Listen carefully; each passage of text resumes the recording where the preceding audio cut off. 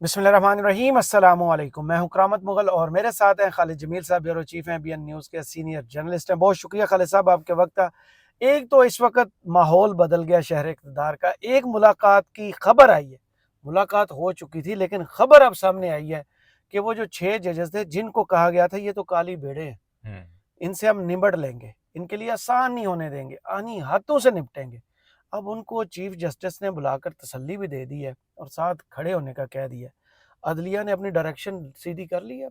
देखिए, मेरा ख्याल है कि इस वक्त जो आपको हुकूमत के अंदर बड़ा पैनिक दिखाई दे रहा है ना, उसकी वजह और दूसरी। और दूसरा खास चीज मैं ओपनिंग में बता दूं, 25 जज करने की जो ख्वाहिश है ना, वो पाया तकमील की तरफ जा रहा है। आगे सफर शुरू हो गया, उस पर इसके बाद देखिए, वो 25 के 25 भी अगर साथ खड़े हो गए नहीं के वो भी मैं बताता हूँ फार्मूला के कैसे साथ खड़े हो सकते हैं। सही। देखो, पहली जो हुकूमत के अंदर पैनिक है, जो मियाँ साहब जो है कि काजी फाइजा के रिटायरमेंट से सुप्रीम कोर्ट की रुखसती से पहले ही वो मुल्क से रुखसत हो गए। सही। और फिर काजी फाइजा साहब जो हमारी इतलात के मुताबिक 29 अक्टूबर को उन्होंने यहाँ से जो है कि सारा बोरी बिस्तरा लपेट के जाना था, वो उसी दिन रात को 3 बजे 12 बजे के 3 घंटे बाद जो है कि मुल्क से भाग गए। सही। ठीक हो गया। और जरदारी साहब जो है कि दुबई जाकर उनके पाँव में फ्रैक्चर हुआ। हमारी दुआ है अल्लाह ताला उनके पाँव को बहुत जल्द ठीक करे। लेकिन पीयूष भाटी के अपने हलकों का कहना है कि फ्रैक्चर नहीं हुआ। अच्छा। जी हाँ, उनका कहना है कि नहीं, फ्रैक्चर नहीं हुआ। वो इस मामले को चाइना के साथ जोड़ रहे हैं। अच्छा। जो ये चीन के सफीर का और ये सारे मामला जो फॉरेन है ना, ऑफिस वाला जो एपिसोड हुई है, उसके साथ जोड़ रहे हैं। लेकिन इसमें भी ये कोई इनकार नहीं है कि पाकिस्तान में जिस तेजी के साथ सूरत हाल बदली है, वो जो सारी की सारी प्लानिंग करके जिन्होंने सोचा था कि सुपर सीड हो जाएंगे तो ये सलूट मारना पड़ता है तो रिटायर हो जाएंगे, ना वो रिटायर हुए, ना उसने जिसको ऑफर हुई थी उसने ऑफर भी कबूल कर ली। तो अब उनको समझ नहीं आ रही, पौंतर गए ना पंजाबी च कहना, और पौंतरे पे छित्ते ठीक है। उन्हें समझ नहीं आती पई कि हुण करना की है। हुण वो फिर कानून बदले, आइन अब कितनी बार आप कितने हर कदम के ऊपर क्या आप कानून बदलेंगे? हर कदम के ऊपर आप आइन बदलेंगे? मेरी इंफॉर्मेशन के मुताबिक ये है कि सुप्रीम कोर्ट ऑफ पाकिस्तान के अंदर इस वक्त जो नए चीफ जस्टिस ऑफ पाकिस्तान है, उनको ये एहसास है कि अगर हमने बराह रास्त पार्लियामेंट या एग्जीक्यूटिव के साथ सर या सींग फंसाए तो बाहर से हमें बेशुमार जो है कि चैलेंजेस का सामना होगा। सही। वो अभी एक्सटर्नल महाज के ऊपर कोई वो महाजरा ही नहीं चाहते। वो इंटरनली कोर्ट के अंदर हम मांगी पैदा करें, यूनिटी पैदा करें, आइन और कानून जो कहता है उसके ऊपर अमल करें, नंबर 1। और नंबर 2 जो है कि अगर उनके अंदर ऐसे अनासर हैं कोई जो आइन और कानून को सुपरसीड करके किसी के लिए कंधा फराम करते हैं या किसी के लिए अपनी फरशेरा होकर पुश्त फराम करते हैं, तो उनका कला कुमा किया जाए। सही। अब अच्छा, अगर आप ये कर, अब जो सुप्रीम जुडिशल काउंसिल का इजलास बुलाया 8 तारीख को, बड़ा क्लियर मैसेज है ना ये। तो इस तनाजुर के अंदर इस वक्त जो जिनके ऊपर 3-4 मोहरों के ऊपर हुकूमत को ये था कि अच्छा ये हमारे लिए काम करेंगे, और जिनको उन्होंने ये जो सूबाई कोटा रखा जुडिशल कमीशन ऑफ पाकिस्तान में कि अच्छा ये होंगे तो हमारे लिए 3-4 तो यही लोग हो जाएंगे तो हमारे लिए काम करेंगे, बाकी 12 के 12 एक तरफ हो जाएंगे, ये 4 होंगे तो एक सरबरा हमारा मुखालिफ भी हुआ तो 4 वोट हमारे होंगे, 1-4 से फैसले हमारे हक में आएंगे। ये तसव्वुर किया जा रहा था जी। उनको ये इतला जा रही है कि सुप्रीम कोर्ट ऑफ पाकिस्तान के अंदर हमांगी है, यूनिटी है, और शायद हमारा प्लान सारा का सारा खत्म हो गया है। ठीक है, इसलिए अब वो ये क्या कर रहे हैं, इस वक्त 16 जजेस हैं। 17वां जज, एक जज जो है आपने लेना है जो काजी फाइजा साहब की रिटायरमेंट के बाद, ताकि सुप्रीम कोर्ट मुकम्मल होगी। एक ये हो गया 17। अब 17 से 25 जो है कि आपने 8 और इजाफा कर रहे हैं। 8 और एक ये 9, ये समझते हैं कि हम ये 9 जजेस जो हैं कि हम अपनी मर्जी के लगा लेंगे, यही सोच रहे हैं ना। ये 9 मर्जी के आएंगे तो वो जो 3-4 मोहरे थे जो कंधा फराम करते हैं, तो वो उनको फिर हम कहेंगे देखो 9 हमारे पास है, 4 तुम आ जाओ, बंदे बन जाओ, नहीं तो तुहानू ਅਸੀਂ ਇਹੀ करना ਜਿਹੜਾ ਅਸੀਂ ਸਾਕਬ ਨਿਸਾਰ ਨਾਲ ਕੀਤਾ, ਉਮਰ ਤਾਬਤ ਨਿਆਨ ਨਾਲ ਕੀਤਾ, या इजाजुल हसन के घर के बाहर फायरिंग करके जो कुछ की ਤੁਹਾਡੇ ਨਾਲ ਅਸੀਂ यही करना है। ठीक है, तो वो 4 हमारे पास आ जाएंगे तो 13 हम हो जाएंगे और 12 ये रह जाएंगे। सही। एक्चुअल इनकी ज़हनी सोच ये है। लेकिन ये नहीं सोच रहे कि अगर फर्ज किया कि जो जिनके ऊपर इनको तकिया है या मोहरे हैं जो भी हैं, अगर ये उनको कायल करने की कोशिश करेंगे तो उनके तो अपने तहरीरी फैसले उनके कंडक्ट के खिलाफ है जी। तो इधर से अगर फारा हुए तो फिर क्या करेंगे? ठीक है, अमल ना करे कोई। ठीक है। दूसरा ये है कि अगर अंदर यूनिटी रहती है और जुडिशल कमीशन ऑफ पाकिस्तान के अंदर 5 जजेस एक साथ हैं और 2 पीटीआई के वोट हैं, सेनेट का और नेशनल असेंबली का, 7 हो गए, तो ये 6 क्या करेंगे बाकी से पीपल्स सही। पार्टी नून लीग वाले।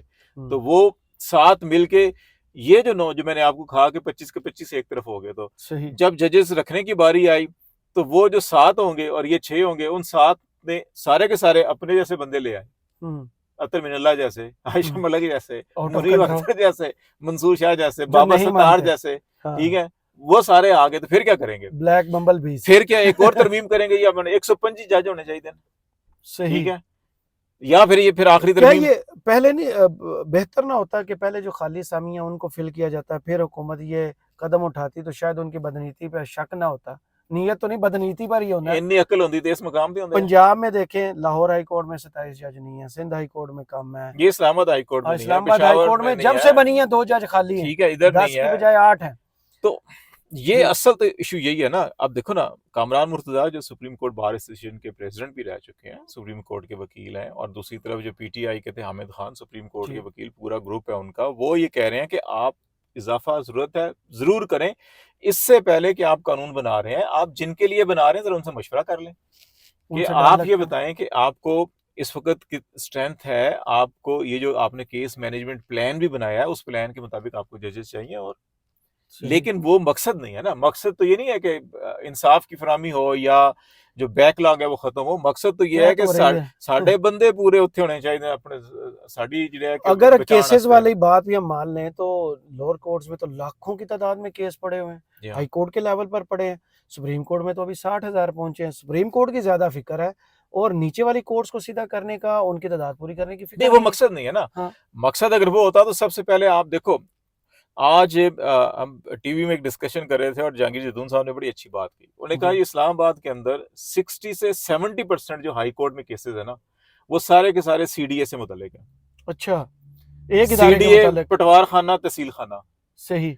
अगर आप सीडीए को ठीक कर दें, पटवार खाने को ठीक कर दें, तो गवर्नेंस ठीक कर दें, तो आपके 70% केस खत्म हो जाएंगे। सही, ठीक है। तो असल, और फिर प्रोसिक्यूशन वो खुद प्रोसिक्यूटर है ना, एडवोकेट जनरल प्रोसिक्यूटर भी होते हैं ना गवर्नमेंट का।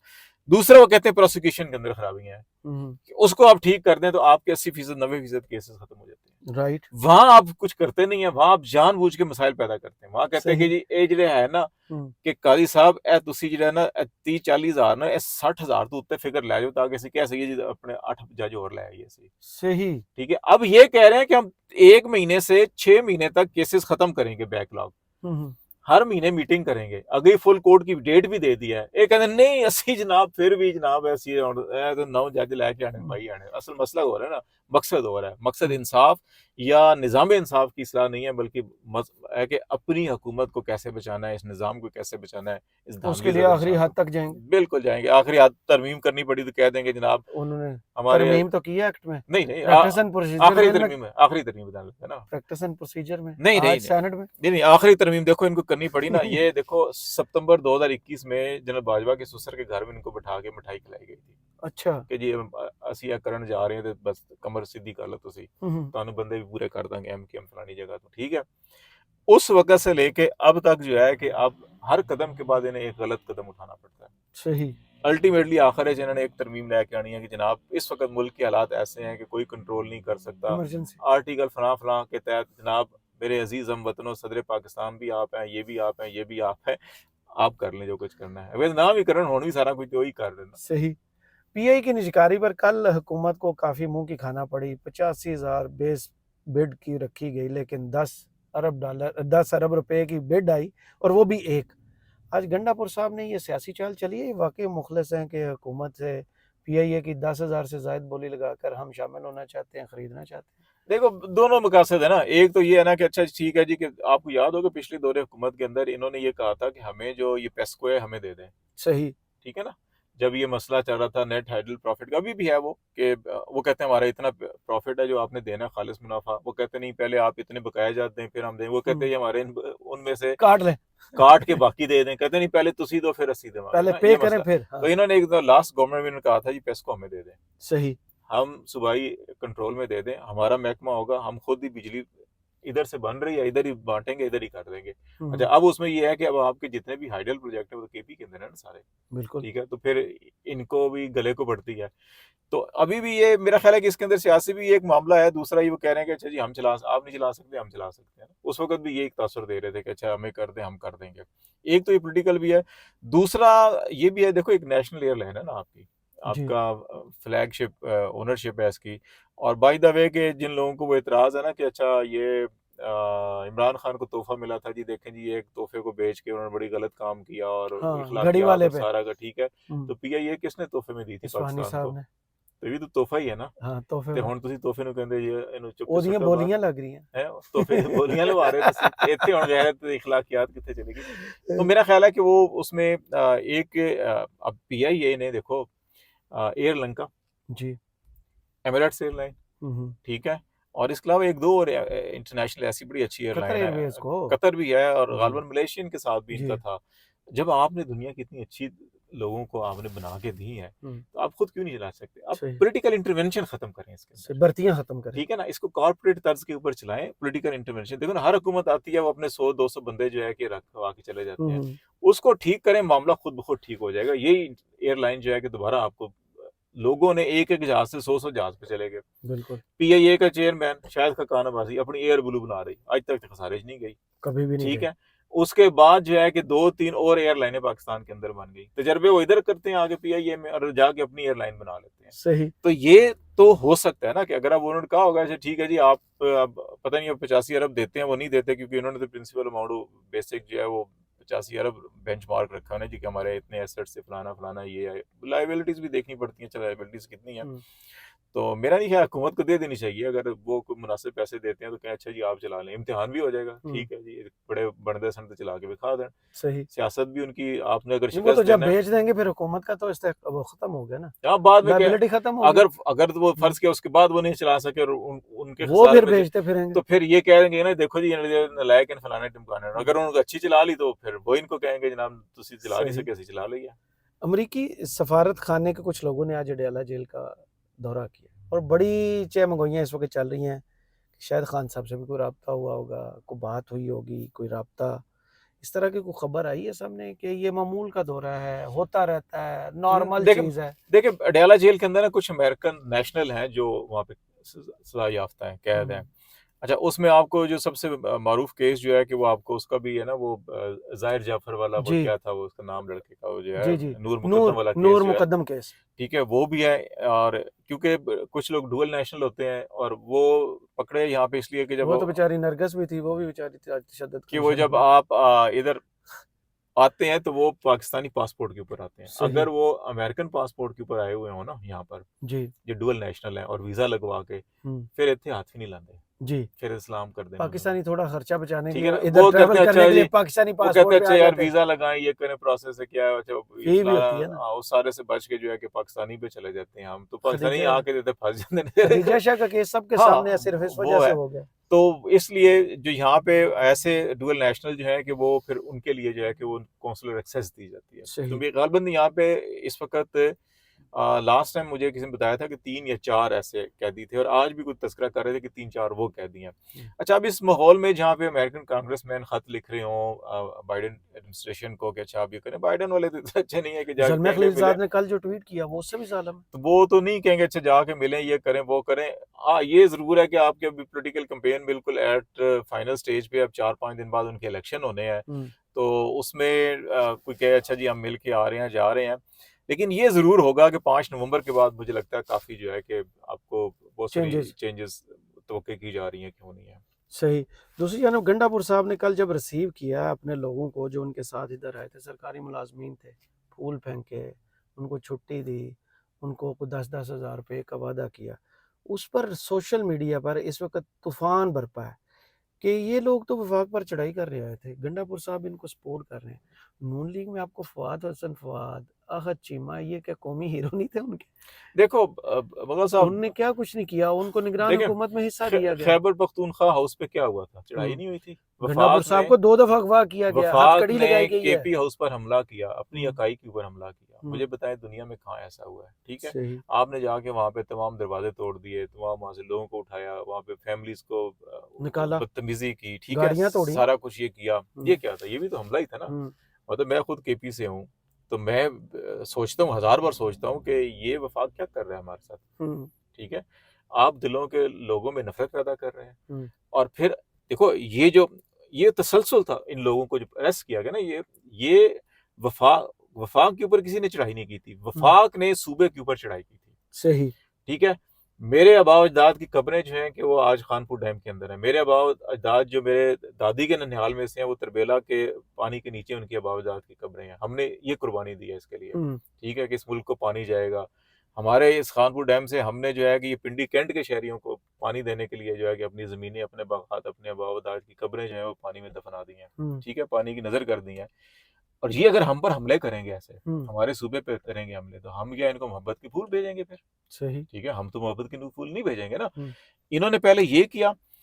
अब वो चीफ मिनिस्टर है, चीफ मिनिस्टर जब आएगा तो उसके साथ तो प्रोटोकॉल होगा, उसके सिक्योरिटी गार्ड भी होंगे। अब आप उनके प्रोटोकॉल के लोगों को, सिक्योरिटी गार्ड्स के लोगों के, और रिस्क देखो, आप शेलिंग कर रहे हैं, आप अटक पुल क्रॉस नहीं करने देते, आप शेलिंग करते हैं, हर बार ये करते हैं। नो गो एरिया अब आप जब रेस्क्यू वर्कर भी साथ आए हैं, बेसिकली यहाँ से चढ़ाई करके उनको अरेस्ट करके ये वहां पे बगावत करवाने की कोशिश की गई थी कि सूबे के अंदर जो सरकारी मुलाजमीन है वो सूबाई हुकूमत के खिलाफ बगावत कर दें। बिल्कुल वैसे ही जैसे नेशनल असेंबली का तो इख्तियार है सेनेट का कि मुल्क के अंदर काले को गोरा, गोरे को काला करके कानून बना सकती है। सही। केपी असेंबली में जब बिल पेश आता है कि पुलिस ऑर्डर के अंदर हमने तरमीम करनी है कि जो आईजी के पास तो करनी तबादलों का इख्तियार है पुलिस अफसरों का, वो चीफ मिनिस्टर के पास आएगा। तो वहां पे आप जो है कि आपके जो वहां मोरे बैठे हुए हैं, जो वफाक ने बैठाए हुए हैं, वो वहां कहते हैं जी सारे डीपीओ को जी हड़ताल कर दो। सही। ये बगावत नहीं थी? ये बगावत है ना जी। तो ये तो इनको सोचना चाहिए पीटीआई वालों को। उसी के तसलसल में ये इसलिए किया गया कि इनको पकड़ो, जलील करो, रुसवा करो, बदतमीजी करो इनके साथ, इनकी तजलील करो कि वापस जाके नफरत पैदा हो जाए जमात के खिलाफ, हुकूमत के खिलाफ, और बगावत हो जाए वहां पे। वफाक ने पहले केपी के ऊपर हमला किया, फिर उसके अंदर बगावत करवाने की साजिश की। इसके ऊपर तो वफाक के खिलाफ बगावत का मुकदमा बनता है। इसीलिए और जब वो वापस जा रहे हैं तो वो उनकी, देखो उनके साथ ज्यादती हुई है जी, उनके साथ वफाक ने जुल्म किया, ज्यादती की, बिल्कुल वैसी जैसे पूरे पाकिस्तान के अंदर अवाम के साथ की जा रही है। तो वो उनको कंपनसेट कर रहे हैं कि वो अपनी ड्यूटी में थे। आप एक तरफ आप लोगों को गिरबानों से पकड़े के घसीटें, मारें, तशद्दुद करें, अदालतों में घुसकर हमले करें, और उसके ऊपर रिएक्शन लोग एहतजाज करें तो आप कहें जी कौमी सलामती पे हमला हो गया। ठीक है, और आप जो है कि केपी हाउस में घुसकर तोड़ फोड़ कर दें, हमला कर दें, कहें जी इसका पर्चा भी नहीं होना चाहिए, फिर आप जो है कि बगावत करवा रहे हैं एक सूबे के अंदर। नहीं, उनके वजीर आला को 2 दफा हफ्ते भेजा में रखा। तो ये तो मेरा ख्याल है कि ये उनका आला ज़र्फ है कि उन्होंने, वरना तो अगर मेरे जैसे कोई बंदा होता तो पेशावर के अंदर इनके खिलाफ बगावत के मुकदमे दर्ज करवा देता। वो तो उन्होंने कहा था ठीक मैं है, कराऊंगा। और ये केपी हाउस पे जो हमले हुए हैं तो वफाक के इनके तमाम जिम्मेदारान के खिलाफ जो है कि वो तो मुकदमे होते हैं इनके खिलाफ। देखो ना, लंदन में काजी को गाड़ी को थप्पड़ पड़ गया, आपने लोगों की माँ, बहनों, बेटियों के दुपट्टे, चादरें उतार की बच्चों को थप्पड़ मारे हैं। ठीक है, और उस गाड़ी को एक थप्पड़ पड़ गया तो आपकी माँ से चीखें निकली। हमाद अबादुल हक के बेटे हमाद को ये कौम भूल जाएगी? ठीक है ना, उसकी तो जान आप दूसरे मुल्क में गाड़ी को थप्पड़ पड़ गया, आपका अपना शहरी अरशद शरीफ दूसरे मुल्क में कत्ल करवा दिया आपने। ठीक है, उसका मुकदमा किधर है, उसका हिसाब किधर है? आप अभी कहते हैं जनाब शनाख्ती कार्ड भी करें, तलाश करें, फलाना करें, तो उसको भी तलाश करें ना। फैक्ट फाइंडिंग में रिपोर्ट में एफआईए की क्या लिखा हुआ, किस किस फौजी अफसर के नाम लिखे हुए हैं जो उसको धमकियां देते रहे, मुकदमे दर्ज कराते रहे, वहां आपकी जवाब बंद हो जाती है बिल्कुल। तो ये वो चीजें हैं, ये तो अपने खिलाफ खुद जो है कि लोगों के अंदर नफरत पैदा कर रहे हैं। बागी ये हैं जो हुकूमत के ऊपर कब्जा करके बैठे हैं, कभी वफाक के इकाइयों पे हमला करते हैं, कभी वफाक की इकाइयों के अंदर बगावत पैदा करने की साजिशें करते हैं, और कभी ये 9 मई जैसे वाकयात बार बार करने की साजिश कर रहे हैं, लेकिन हर बार ये नाकाम हो रहे हैं। सही। बहुत शुक्रिया खालिद जमील साहब आपके वक्त का। कमेंट्स बॉक्स में जरूर बताइएगा वीडियो आपको कैसी लगी। इजाजत दीजिए, अल्लाह हाफिज।